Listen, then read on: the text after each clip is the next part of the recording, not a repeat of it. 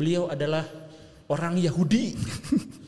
Udah banyak yang tahu sih, tapi saya ingin menekankan Anda Yahudi. Tapi di Yahudi itu apa ya? Nggak ada konsep Dajjal. Bukan oleh Theodor Herzl. Bukan, itu orang sensor. Di akhirat, surga dan neraka versi orang Yahudi itu seperti apa? Oh, itu kata-katanya Cok itu kemarin. Itu ateis apa Yahudi? Assalamualaikum Baraya, selamat datang kembali di Guru Gembul Channel. Tapi saya sok-sokan punya studio yang keren sekali. Karena sekarang bintang tamu saya tuh juga keren dan sangat eksklusif di Indonesia. Populasinya sangat sedikit di Indonesia ya. Jadi saya harus menyiapkan sebuah tempat podcast yang keren. Sebenarnya bukan menyiapkan sih, dipinjamkan oleh Perpustakaan Jakarta ini. Jadi kalau mau apa-apa datang aja ke sini, saya sering-sering ke sini dah. Kita langsung sapa. Assalamualaikum atau gimana ini? Ya, boleh. Assalamualaikum nggak apa-apa, bebas. Assalamualaikum. Karena kan ya orang Yahudi juga bahasa itu kan gak punya agama ya. Agama memang ada bahasa gitu. Jadi bahasa bisa pakai bahasa Assalamualaikum, pakai apa nggak masalah. Nah ini udah menekankan beliau adalah orang Yahudi. udah banyak yang tahu sih, tapi saya ingin menekankan Anda Yahudi. Karena di Indonesia berapa orang sebenarnya populasi Yahudi? Kalau di komunitas kami 200 mungkin ya, tidak sampai 200 sebenarnya Kang. Yang memang benar-benar keturunan ya. Karena kan kalau kita bicara Yahudi kan kita berbicara tentang keturunan Yahudi atau orang yang beragama Yahudi itu sendiri. Iya. Cuma kalau yang keturunan nggak banyak, nggak lebih dari 200. Jadi sistem teologinya kan terkait dengan kebangsaan ya. Betul. Jadi orang Yahudi yang bukan keturunan Yahudi gimana? Bisa. Secara hukum Yahudi nggak masalah. Cuma memang kalau kita bicara lebih jauh misalnya Yahudi itu kan kita nanti akan berbicara tentang kerajaan Yehuda dan segala macam. Ada sistem pemerintahan di situ. Jadi tapi orang-orang yang tidak punya keturunan Yahudi dalam sistem kepemerintahan ini hanya akan menjadi masyarakat biasa. Oh gitu. Kecuali kalau misalnya dia memang keturunan Yehuda, ada suku Yehuda kan yang pada akhir akan menjadi nama Yahudi itu sendiri. Dan nanti mereka punya hak untuk menjadi raja dalam kerajaan Israel misalnya. Atau orang yang keturunan Lewi, dia punya hak untuk menjadi imam. Tapi orang yang tidak punya keturunan Yahudi sama sekali dan beragama Yudaisme, ya dia akan menjadi masyarakat biasa saja. Itu maksud kerajaan yang dimaksud tuh Zionis gitu atau gimana? Enggak, kita bicara tentang kerajaan ini. Kita kan rempet-rempet serem nih. Kita kan orang Yahudi itu ya mungkin sama kayak teman-teman Muslim. Kita punya konsep apa ya? Khilafah ya. Khilafah syariah semacam ya, itu. Kayak gitu. Nah, orang-orang Yahudi ini tentu punya mimpi bahwa di masa depan itu akan ada kerajaan Israel itu akan dipulihkan kembali. Gitu. Nah, yang dimaksud dengan kerajaan yang tadi saya jelaskan itu ya kerajaan di masa depan yang bisa dibilang cukup utopia sebenarnya. Kerajaan yang dimaksud masuk ke dalam republik nggak sih? Macam-macam bentuk. Bisa macam-macam bentuknya. Ya makanya, tapi itu memang terlalu sensitif sih, apalagi zaman sekarang. Tapi ya udah, sebenarnya yang pengen saya obrolin dengan Pak Rabi enggak, Ezra aja udah. Ezra. Ya udah, dengan Pak Ezra ini itu sebenarnya adalah tentang sistem teologi Yahudi dan khususnya tentang eskatologi. Karena ya kalau misalkan soal politik dan lain sebagainya itulah yang biasanya memecah belah kita kan. Betul. Tapi kalau misalkan kita berbicara tentang masalah teologi, masalah spiritual dan sebagainya, yuk kita bareng sama-sama. Kita mulai dari pertanyaan yang paling sederhana, Kang. Gimana Akang sebagai orang Yahudi mandang saya yang Muslim? Ya, kafir atau gimana? Kalau ini ya dalam sudut pandang teologinya, banyak rabi-rabi Yahudi yang mengatakan bahwa Islam itu adalah salah satu agama yang memenuhi 7 hukum Nuh. Jadi dalam Talmud itu dikatakan bahwa non-Yahudi itu bisa masuk surga jika dia setidaknya menjalankan 7 hukum dalam hidupnya.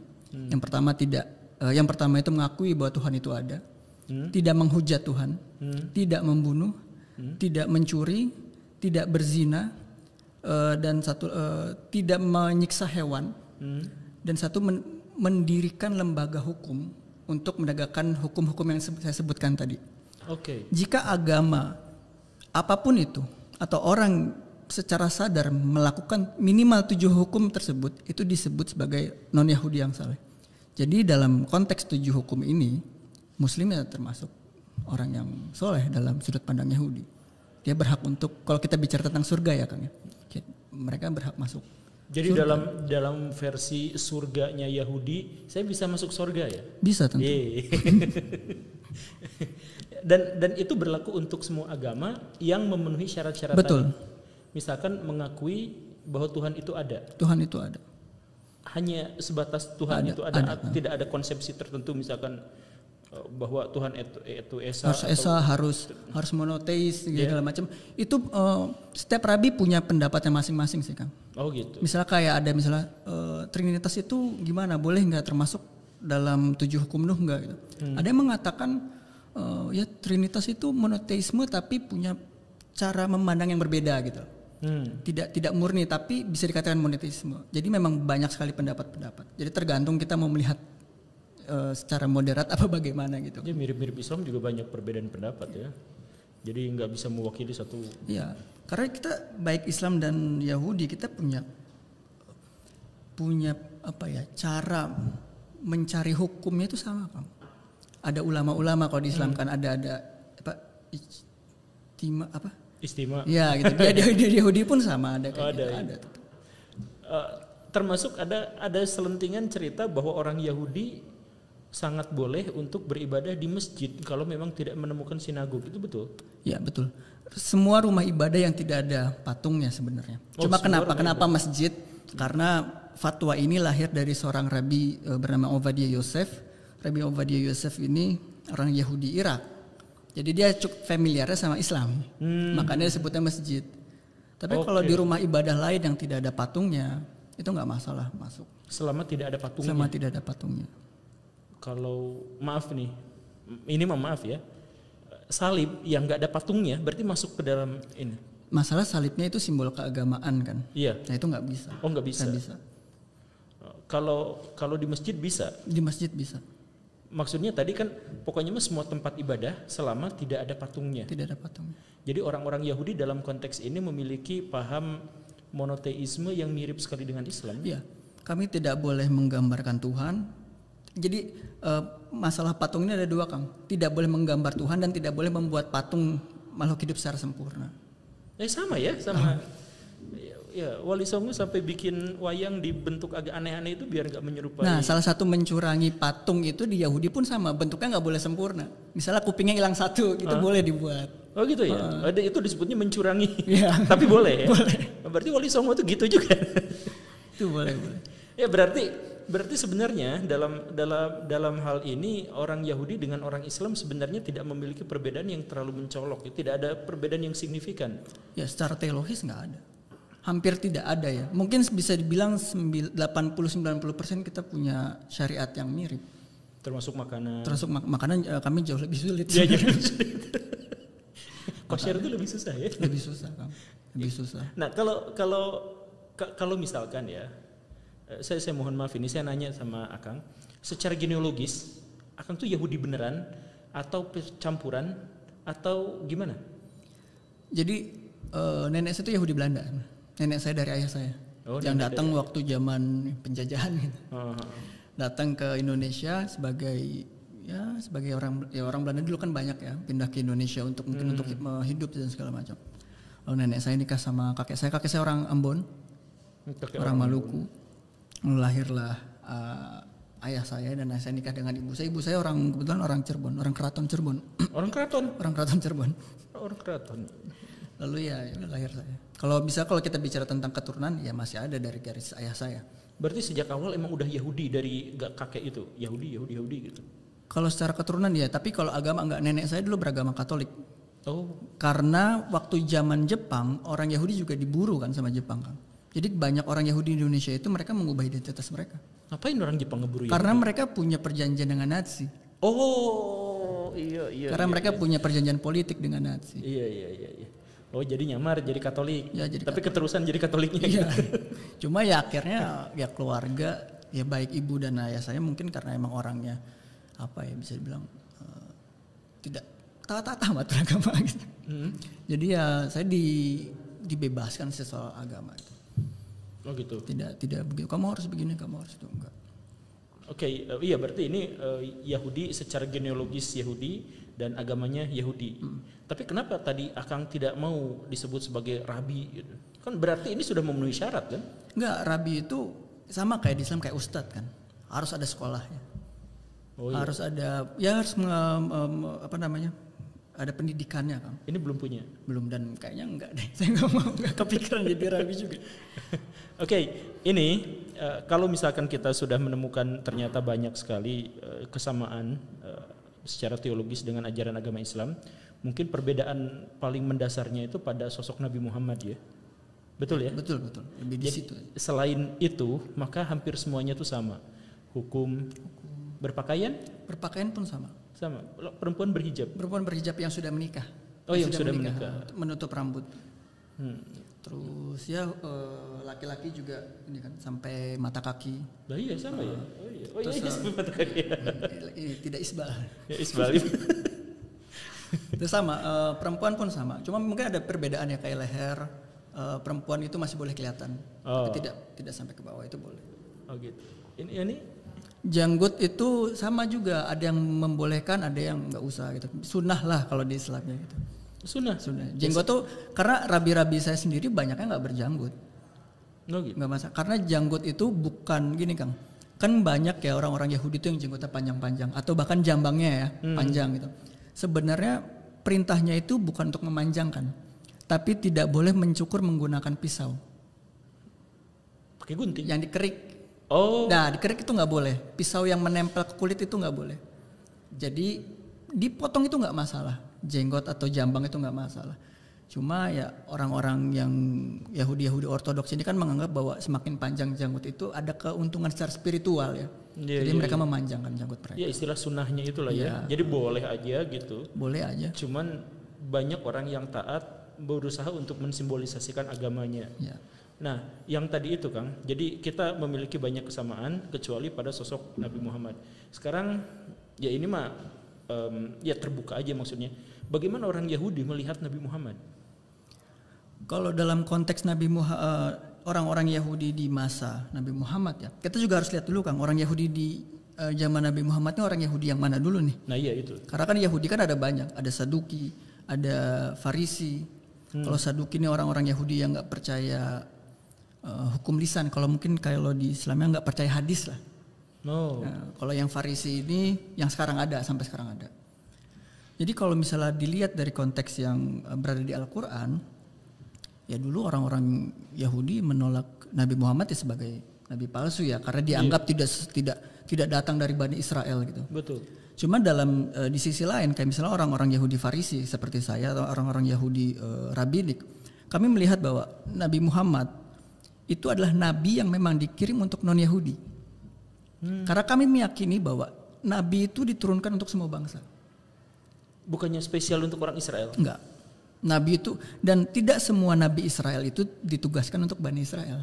Nabi Yunus misalnya. Nabi Yunus itu Bani Israel, tapi ditugaskan untuk bangsa lain. Oh gitu ya. Dan misalnya contoh lagi ada Nabi Ovadia. Nabi Ovadia itu bukan Bani Israel, tapi dia ditugaskan untuk Bani Israel. Begitupun misalnya ya Nabi Muhammad itu kami meyakini bahwa dia diturunkan untuk menjadi nabi bangsa Arab, bukan untuk Bani Israel. Jadi terlalu banyak kesamaannya ya. Jadi apa dong bedanya bikin perbedaan sedikit? Ya tapi untuk Yahudi Farisi maksudnya ya. Yahudi Farisi itu Yahudi yang sampai sekarang ada. Sekarang ada. Apa yang tadi yang sisanya itu punah atau? Punah karena tidak bisa menjalankan hukum Taurat ya. Ibarat ya seorang Muslim tidak meyakini hadis gitu. Bagaimana dia menjalankan syariat Islam? Iya. Nah, orang-orang Saduki ini seperti itu. Mereka nggak percaya tentang hukum lisan. Jadi mereka percayanya pada tulisan itu. Hanya tulisan yang di kitab teks Taurat itu aja. Dan itu kan semuanya bahasanya ambigu ya Kang ya. Tidak bisa dikerjakan secara langsung gitu. Butuh penjelasan. Dan mereka menolak penjelasan itu karena dianggap itu bukan bagian dari Taurat yang dimaksud itu yang 5 kitab Musa. Yang itu yang dimaksud Taurat itu. Dan itu butuh penjelasan melalui lisan. Dan yang Farisi ini berarti yang percaya pada kitab yang 5 ini dan penjelasan berikutnya, tafsir berikutnya. Betul. Oh begitu. Nah kalau misalkan dalam konteks ini Nabi Muhammad dianggap sebagai nabi dan kemudian ada lebih banyak persamaan lah bisa dikatakan. Kenapa gak misalkan ya di dunia nyata kita tidak menemukan, kalau banyak samanya gitu, kenapa kita tidak memiliki solidaritas yang lebih tinggi gitu? Ini pertanyaannya susah nih. Kenapa ya? Ya tapi masuk akal kan, maksudnya Iya, kita tuh. Iya, itu cukup menarik itu karena kita samanya banyak tapi kita lebih sering berantem. Iya itu. Dua agama ini kan. Ya setidaknya di dunia modern lah ya. Mungkin karena ini ya, mungkin karena pengaruh penafsiran teologis kayak siapa yang paling dikasihi, Ismail atau Ishak. Iya. Ismail, teman-teman Arab menganggap bahwa Ismail yang paling dikasihi, Yahudi yang Ishak menganggap yang paling dikasihi. Jadi kan ada apa ya? Mereka saling berkompetisi karena ingin merasa lebih unggul. Pada bagian tafsiran-tafsiran yang lebih etnosentrisme. Betul. Tapi kan Yahudi pada dasarnya sangat etnosentris kan. Betul. Jika kami sebenarnya nggak terlalu tidak terlalu peduli dengan apa yang ada di luar. Nah, maksudnya? Tidak, kami hanya fokus pada orang Yahudi pada sendiri, orang Yahudi sendiri, tidak kepada yang lain. Karena kami meyakini yang lain punya keselamatan sendiri. Gitu. Kalau misalkan termasuk pada penyembah patung tadi? Penyembah patung kayak gimana misalnya? Masalahnya sekarang kan sudah tidak ada orang yang benar-benar penyembah patung. Kalau gitu yang di tempat ibadahnya ada patung. Gini, misalnya saya ambil dari tafsir dari Rabbi Yakuf Toledano, Rabbi Yakuf Moshe Toledano, dia mengatakan bahwa sekarang ini tidak ada agama yang menyembah berhala. Semua rumah ibadah yang ada patung-patung atau gambar-gambar itu hanya rekaman dari masa lalu yang tetap mereka bawa sebagai entah itu sebagai karya seni atau sebagai simbol. Tapi mereka tidak benar-benar menyembah itu. Oke, siapa? Jadi ketika kita dilarang untuk masuk situ bukan karena mereka menyembah itunya ya, tapi karena memang ada patungnya, itu ada hukumnya sendiri. Kita memang nggak boleh masuk rumah yang ada patungnya. Patungnya itu yang sebenarnya nggak boleh, bukan karena mereka menyembah patungnya. Oke. Ini sekalian pertanyaan pada netizen di sana semuanya. Pertanyaannya adalah seputar kalau misalkan kita ternyata memiliki lebih banyak kesamaan antara Muslim dengan Yahudi dalam hal ini ya, dalam hal ini saya Muslim, Akang ini Yahudi, kenapa kita lebih banyak bentroknya gitu? Jangan-jangan masalah politis atau misalkan masalah yang lebih eskatologis. Nah ini yang sebenarnya bikin saya penasaran tuh. Di dalam Islam akhir zaman itu sudah dekat, setidaknya diketahui dari tanda-tanda yang sudah dinubuatkan. Dan dalam cerita-cerita Islam, dalam eskatologi Islam itu dikatakan bahwa akhir zaman itu akan muncul sosok Mahdi atau Mesias mungkin, dan yang palsunya yang menjadi lawan utamanya. Kalau orang Yahudi gimana? Dajjal itu ya? Iya, Dajjal. Sebenarnya di Yahudi itu nggak ada konsep Dajjal. Nggak ada ya? Nggak ada. Mungkin kayak perang Gog, Umagog atau Yajuj, Ma'juj itu di Yahudi ada. Iya, itu ada. Gog Magog gitu ya. Iya. Terus ya perang-perang besar akhir zaman itu ada, Mesias akan datang itu ada. Tapi kalau konsep Dajjal atau Antikristus itu dalam Yahudi nggak ada. Karena nabi palsu kan ada. Nabi palsu yang akan membuat manusia tersesat. Dalam Yahudi nggak ada konsepnya. Karena sejauh yang saya tahu konsep Dajjal sendiri itu kan sebenarnya dari Kristen. Dari Antikristus, orang-orang yang menolak Yesus kan. Kalau dalam bahasa Syria, kalau nggak salah bahasa Syria itu ada istilah namanya Al-Masihu Dagala, Dajjal itu. Itu kan memang orang-orang yang menolak Yesus sebagai Kristus dan anak Tuhan. Ya kan dalam Yahudi itu kan tidak ada konsep itu, tidak ada konsep Antikristus. Jadi memang konsep Dajjal atau nabi-nabi palsu atau ya satu sosok yang akan menentang Mesias Yahudi itu dalam Yahudi tidak ada. Koreksi jika saya salah. Saya pernah baca juga. Saya tuh senang baca Alkitab ya. Di situ tuh ada ayat tentang bahwa nanti akan muncul nabi-nabi palsu. Maka kamu harus ketahui di antaranya karakteristiknya itu adalah bahwa dia akan membuat mujizat, kemudian membuat mujizat itu untuk membawa ajaran-ajaran yang tidak dikenal sebelumnya.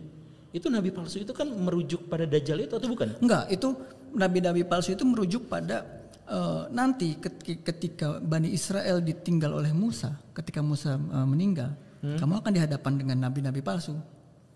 Jadi itu konteksnya ketika Musa. Jadi untuk konteksnya itu memperingatkan orang-orang Bani Israel selepas Musa nanti akan ada nabi-nabi palsu banyak sekali yang akan membuatmu jauh dari Taurat. Gitu. Konteksnya sisi itu, bukan berbicara tentang masa depan yang nggak tahu kapan ya, tapi konteksnya. Ya, jadi tapi kiamat itu ada, kiamat dengan ada. Perang Armageddon apa segala rupanya itu memang ada. Tetapi Dajjalnya nggak ada, atau Antikristusnya nggak ada. Lalu bagaimana secara umum gambaran menjelang dan kiamat versi Yahudi?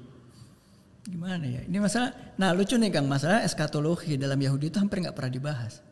Hampir nggak pernah dibahas. Kayak gini, mungkin aku cukup ngerti kenapa Kang Guru nanya ini, karena kan baik di Islam atau di Kristen eskatologi itu sering banget dibahas di masjid-masjid gereja gitu ya. Dan di akhirnya tuh ada Yahudinya. Iya itu pasti semuanya ada. Nah ya itu. Dan bahkan ya obrolan-obrolan di tongkrongan juga kayak eskatologi itu obrolan paling menarik gitu kan. Cuma dalam Yahudi eskatologi itu hampir nggak pernah dibahas. Tentang akhir zaman itu nggak pernah dibahas. Tentang perang Gog Magog, tentang Mesias nanti akan datang, Mesias akan mendirikan bait suci yang ketiga dan segala macam, itu hampir kita itu hampir tidak pernah membahas itu. Jadi orang Yahudi yang nanamin pohon-pohon tertentu kata itu kan hoax. Itu hoax ya. Coba cari di berita tentang orang Yahudi yang menanam pohon gorkot. Iya. Itu kan hanya ada di berita Indonesia. Iya. Jadi aslinya memang biasa karena tidak pernah dibahas. Tidak pernah dibahas karena gini, ada beberapa alasan. Pertama, karena jika kita membahas tentang eskatologi terlalu berlebihan, kita tidak akan fokus dengan saat ini gitu. Kita hanya fokus akan masa depan yang bahkan kita sendiri nggak tahu apakah itu akan benar terjadi apa enggak. Jadi kita hanya fokus pada apa yang bisa kita lakukan pada hari ini. Oke. Tapi ya berarti tetap ada kan sebenarnya. Ada, tapi ya hampir nggak pernah dibahas kan. Benar-benar hampir nggak pernah dibahas eskatologi. Di tongkrongan para ustadz Yahudi gitu. Ustadz Yahudi apa sih namanya? Kita lebih senang ngomongin hukum sih orang Yahudi itu. Ngomongin hukum, ini hukumnya bagaimana, persis kayak teman-teman Muslim juga sebenarnya kita ngomongin ini haram enggak, ini halal enggak gitu. Iya sih. Tapi saya Muslim, saya lebih senang pada hal-hal yang lebih spiritualis. Saya tasawufnya, kabalahnya lah. Ya. Kabalah bukan sih? Ya kalau di saya nggak ada kabalah sih. Oh di saya kan Sefardi ya, Yahudi Sefardi. Oh iya. Sefardi Barat nggak ada kabalah. Yang ada kabalahnya itu yang yang Hasidik, yang Askenazi gitu. Oh gitu. Nah terus lanjutkan. Kalau misalkan oke lah ternyata eskatologis nggak akan terlalu dibahas. Gimana kondisi kiamat dan setelah kiamat? Maksudnya alam akhirat versi Yahudi itu gimana? Jadi pertama kalau misalnya kita mau nyerempet-nyerempet eskatologis ya, bahwa nanti sebelum kedatangan Mesias ini, misalnya dalam kitab Peshikta Rabati di sana dikatakan bahwa nanti Melech Aravi, Raja Arab akan berperang melawan Melech Farsi, Iran, dan Melech Aravi itu akan meminta bantuan Bani Edom. Amerika. Sebentar. Kok relate ya? Dan itu kitab ditulis tahun 900. Ulang. Jadi Raja Arab ya, Melech Aravi akan berperang melawan Melech Farsi itu Persia. Melech itu berarti Raja, Malik ya, Raja, Al-Malikul. Berarti bahkan bahasanya juga mirip. Bahasa Ibrani mirip. Oke. Dan nanti Melech Aravi akan meminta bantuan dengan Bani Edom. Bani Edom tuh Amerika. Edom itu kadang dihubungkan dengan orang-orang Kristen atau orang-orang Romawi gitu. Dari sini dalam konteks ini peradaban Barat berarti. Peradaban Barat. Gitu. Oke. Jadi ada yang kayak gitu, udah pembahasan dari Yahudi itu ada. Oh, jadi menjelang kiamat akan terjadi perang atau perseteruan antara Raja Arab dengan Raja Iran, dan Raja Arab akan minta bantuan pada Amerika Serikat. Ya menurut kitab itu ya. Bukan kata saya. Menurut kitab itu? Ya dalam Peshikta Rabati itu ditulis kalau tidak salah tahun 800 Masehi atau 900 Masehi. Bukan oleh Nabi berarti? Bukan. Tapi oleh ya rabi-rabi zaman dulu kan katanya bisa melihat. Iya, punya penglihatan apa. Oke. Lanjut. Nah, nanti ya akan ada perang sangat besar, dan nanti ketika dunia memang benar-benar akan hancur sampai di ambang kehancuran, maka nanti akan datang seorang Mesias Yahudi yang penggambarannya itu sangat bertentangan dengan misalnya kalau di teman-teman Muslim Dajjal gitu ya. Bahwa kami meyakini bahwa Mesias itu adalah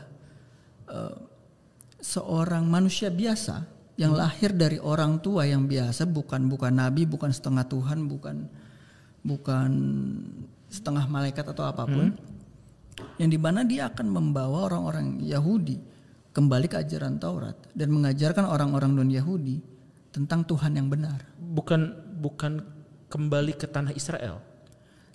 Jadi kembali ke tanah Israel itu salah satu Hukum satu nubuat sebenarnya. Salah satu nubuat dalam Taurat bahwa nanti orang-orang Yahudi akan kembali ke tanah Israel.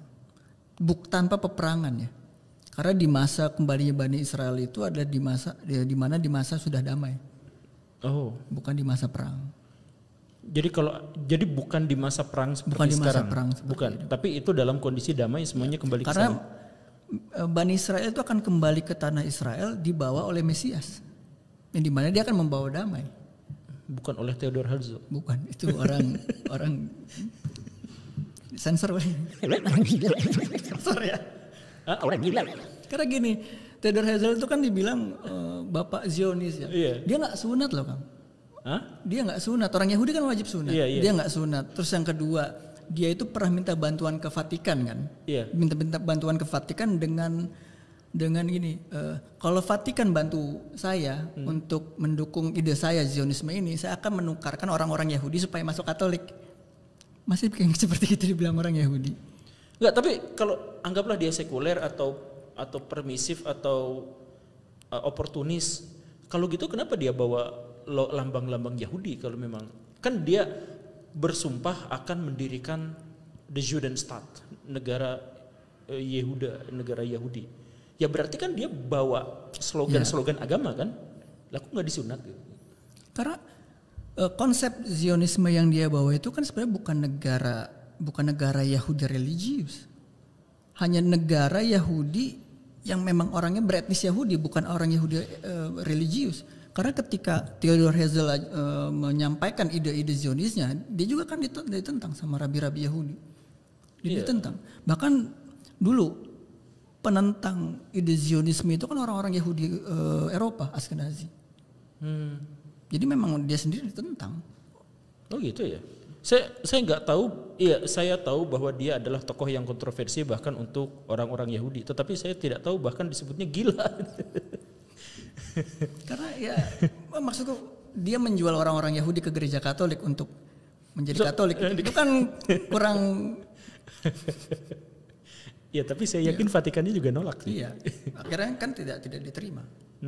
Cuma sudah punya pemikiran seperti itu kan berarti sudah tidak bisa dikatakan bahwa itu adalah pemikiran murni Yahudi. Ya, jadi maksudnya saya mohon maaf ini bagaimanapun tidak nyinggung ke masalah politik. Saya berusaha untuk menyingkirkan masalah itu, tema itu, tapi tetap aja nyambung.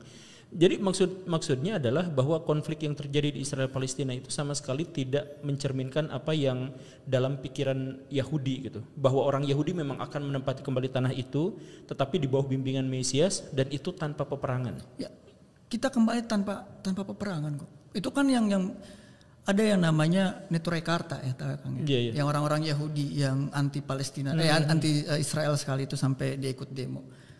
Mereka tetap memiliki kepercayaan bahwa mereka akan kembali ke Israel, tapi tidak dengan cara seperti ini. Oh. Orang Yahudi akan kembali ketika orang Yahudi bisa memenuhi panggilan Tuhan seperti menjadi lebih bermoral, akan menjaga ibadahnya, menjaga sabat, menjaga kashrut, hukum makan. Okay. Orang Yahudi akan kembali ke Israel ketika memang sudah layak untuk kembali. Gitu. Jadi saya mohon maaf, saya nggak tahu ini generalisir atau tidak kesimpulan saya, tapi maksudnya apakah berarti yang anti Zionis itu justru adalah yang begitu ketatnya pada hukum Taurat? Ya. Betul. Sedangkan berarti Zionis sendiri itu adalah sekularis, Yahudi yang sekuler. Yang hanya menggunakan simbol-simbol agama atau simbol-simbol kebangsaan, tetapi mereka tidak terlalu peduli pada hukum-hukum Taurat. Bahkan Ben Gurion presiden pertamanya ya, dia kan mengatakan saya akan mendirikan negara Eropa di Timur Tengah. Negara Eropa dalam arti ini negara sekuler. Oh. Bahkan beliau mengatakan seperti itu. Jadi memang dia tidak punya keinginan untuk membangun negara agama Yahudi ya. Sejak awal memang tidak dibangun untuk itu. Punten Kang, pernah ke sana Kang? Enggak. Berarti oke. Jadi Kalau misalkan Akang tinggal di Indonesia sekarang, kemudian Akang bertemu dengan orang-orang mayoritas Muslim, bagaimana Akang misalkan memberi atau gimana Akang ibadah di tengah-tengah komunitas yang seperti ini, kan cuma 200 orang itu. Jadi kalau misalkan agama Yahudi itu adalah agama yang lebih legal seperti Akang tadi ceritakan itu, lebih legal, lebih ada hukum-hukum yang jelas, harus ada hakim dan pengadilan dan sebagainya. Bagaimana menerapkan hukum Taurat di wilayah yang bukan orang Yahudi? Sebenarnya apa ya? Gini, hukum itu akan menjadi susah ketika kita fokus pada apa yang dilarang sebenarnya. Jadi intinya gini, soal mindset sih sebenarnya. Kalau kita fokus pada apa yang dilarang akan jadi susah kamu. Jadi kita lakukan apa aja yang bisa kita bisa gitu. Terlepas apakah kita fasilitasnya itu ada apa tidak, ya udah kita hanya fokus apa yang boleh. Dan sejauh ini nggak ada masalah. Misalnya contoh soal makanan aja yang paling gampang ya. Soal makan ayam gitu, ya saya makan ayam potongan Muslim nggak masalah, meskipun beberapa rabi mengatakan bahwa potongan Yahudi itu yang boleh dimakan, sedangkan yang non Yahudi nggak boleh. Tapi kan saya cari pendapat rabi lain, misalnya bagaimana nih kalau misalnya yang potongnya Muslim boleh apa enggak? Ada beberapa rabi yang bilang boleh gitu, karena orang Islam itu penyembelihan hewannya itu sesuai dengan hukum Taurat. Oh, bahkan sama juga ya cara menyembelihnya. Sama. Tapi tidak sesuai dengan hukum rabi. Jadi secara hukum Taurat, secara hukum Alkitabnya, potongan Muslim itu sah. Tapi tidak dari hukum rabi, dan hukum rabi ini kan tidak mengikat selalu, Kang. Oh, tidak. Produk budaya lah, ya, interpretasi. Betul. Misalkan apa hukum rabi yang kami langgar Muslim dalam penyembelihan itu apa misal? Gimana? Kan orang-orang Islam itu tidak melanggar hukum Taurat dan menyembelih, tapi melanggar hukum rabi. Ya. Nah, apa itu? Contoh yang motongnya harus orang Yahudi. Itu. Oh gitu. Nah. Kalau di Islam kan boleh ya makan potongan Yahudi gitu. Boleh. Teman-teman Kristen boleh. Alkitab ya. Boleh. Kalau di Yahudi enggak, harus orang Yahudi juga yang motong. Tapi kalau kita kan juga harus lihat keadaannya seperti apa gitu. Jadi ya enggak masalah untuk makan potongan Muslim. Kecuali kalau kayak sapi gitu ya, kita enggak makan sapi. Karena sapi itu ada beberapa bagian yang emang nggak boleh dimakan. Kayak bagian belakang itu nggak boleh dimakan. Apa bagian belakang? Buntut? Kaki bagian belakang itu kita nggak makan. Oh, kaki bagian belakang nggak? Oh. Jadi termasuk ekor? Bagian belakang nggak. Jadi belakang itu maksudnya dari perut belakang? Oh gitu. Jadi jadi kita emang nggak makan sapi. Kebanyakan di Indonesia nggak makan sapi. Nggak makan satu buntut. Empal gentong juga. Oh iya, saya dikasih empal gentong kemarin waktu di Cirebon. Tapi ngomong-ngomong ini saya tuh bingung. Saya tuh mencoba nyari sedikit aja perbedaannya gitu. Karena saya tuh senang berdialektika, dan karena itu saya tuh biasa pada tema-tema yang ada kontroversi. Jadi ayo kita bicarakan di bagian itu gitu. Tapi dari tadi tuh nggak ada yang kontroversinya. Kayaknya bisa-bisa aja semuanya pada akhirnya ya. Jadi balik lagi lah. Oke. Sekarang ini penutup aja terakhir. Kita sebentar lagi akan meninggalkan perpustakaan Jakarta yang sangat nyaman ini. Ada pertanyaan terakhir lah ya. Di akhirat, surga dan neraka versi orang Yahudi itu seperti apa? Tidak ada yang bisa menggambarkan surga itu apa, itu seperti apa gitu. Dalam Yahudi tidak ada. Bahkan dalam Mishneh Torah itu kitab yang ditulis oleh Rabbi Musa ibn Maimun, kalau pernah dengar Rambam atau Maimonides ya, saya bilang Maimonidian. Dalam Mishneh Torah dijelaskan bahwa sarjana Taurat itu sampai sekarang, dan maksud sampai sekarang mungkin sampai masa depan akan terus berdebat tentang olam haba. Olam haba itu afterlife. Karena kita benar-benar nggak tahu apa yang terjadi setelah mati. Ya kita punya konsep surga, kita punya konsep neraka, tapi bagaimana di dalamnya dan bagaimana keadaannya kita benar-benar nggak tahu. Saya coba buat perbandingan ya. Jadi dalam versi Islam, ketika kita meninggal, kita di alam kubur. Di alam kubur itu ditentukan oleh bagaimana kehidupan kita di dunia. Kemudian setelah di alam kubur, kita akan dibangkitkan setelah kiamat. Setelah kiamat itu, maka kita akan melewati beberapa fase. Ada fase pengadilan, ada fase pertanggungjawaban, ada fase kemudian kita bergerak ke surga dan atau neraka. Kemudian di tengah-tengah fase itu, ketika misalkan kita sedang dihisab, itu ada syafaat dan sebagainya. Itu ada di Yahudi. Tidak. Kebangkitan orang mati ada namanya Tehiyat Hametim. Ada kebangkitan orang mati. Cuma itu tetap menjadi perdebatan, Kang. Misalnya, Maksud perdebatan itu nggak ada teksnya. bukan nggak ada teksnya. Benar terjadi apa enggaknya kita kan benar-benar nggak tahu ya. Kita benar-benar nggak tahu. Jadi kalau tidak diimani itu nggak apa-apa. Nggak apa-apa. Jadi gini, Kang. Misalnya dulu Rambam Maimonides, beliau orang yang tidak percaya akan kebangkitan orang mati. Padahal beliau rabi besar loh. Beliau rabi besar. Ya kan beliau filosof. Iya, filsuf juga, Aristotelian juga kan. Iya, betul. Dia tidak meyakini itu. Ya nggak masalah tidak meyakini itu. Meskipun pada akhirnya dia didesak untuk meyakini itu. Iya, Tapi iya. sampai di lubuk hati dia tidak meyakini itu karena itu suatu hal yang tidak bisa diperkirakan, tidak bisa itu diperkirakan apakah akan terjadi apa tidak gitu di kemudian hari. Jadi beliau lebih memilih untuk tidak meyakini. Terlepas apakah nanti ada atau tidak ya. Ini ateis nggak sih? Oh itu kata-katanya Coki itu kemarin. Itu ateis apa ya? Iya, saya tuh mirip Coki. Karena ya itu maksudnya jika sesuatu itu masih belum jelas dalam arti masih 50-50 masih hanya dibatas sebagai dogma, ya kita boleh mempertanyakan itu. Oke. Dalam Yahudi itu boleh dipertanyakan. Saya simpulkan, nanti silakan dikoreksi. Ini di akhir-akhir nih. Orang Yahudi percaya surga, tetapi tidak menggambarkannya. Orang Yahudi percaya neraka, tetapi tidak menggambarkannya. Dan kehidupan setelah kematian itu hanya dijelaskan bahwa memang ada seperti itu, tetapi bagaimana proses kebangkitan, bagaimana perjalanan dan sebagainya, silahkan dikritik. Betul. Tidak jadi masalah. Tidak jadi masalah. Dan ketika tidak mengimaninya, saya tetap bisa disebut sebagai Yahudi yang taat. Betul. Kok saya? Gitu ya? Karena di Taurat tuh kan nggak ada surga dan neraka, kan? Nggak ada. Iya. Nggak ada di Taurat tuh nggak ada surga dan neraka tuh nggak ada.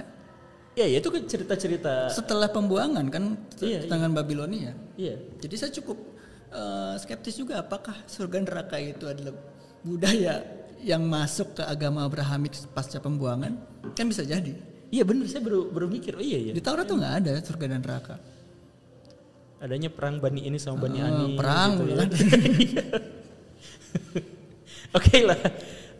Baraya kapan-kapan kita ngobrol lagi. Ini seru banget. Tapi pertemuan pertama ini saya memang akan fokuskan hanya pada masalah-masalah yang bersifat teologis dan eskatologis. Karena ini adalah salah satu yang paling membuat saya penasaran. Saya baca Alkitab tuh berkali-kali, apalagi yang Taurat itu. Dan saya juga baru ngeh gitu. Iya emang di situ emang ceritanya tentang Bani ini lawan Bani ini, berantem di sini, kemudian ada yang dibuang ke sana ke sini, kemudian ada raja yang jahat apa segala rupa gitu. Emang nggak ada cerita tentang akhiratnya. Nggak ada cerita tentang akhirat.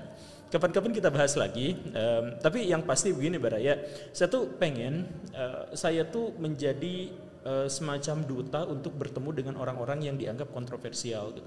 Jadi saya kemarin beberapa kali ketemu dengan orang-orang yang banyak haternya di Indonesia, mungkin akan salah satunya. Oh iya. Nambah satu.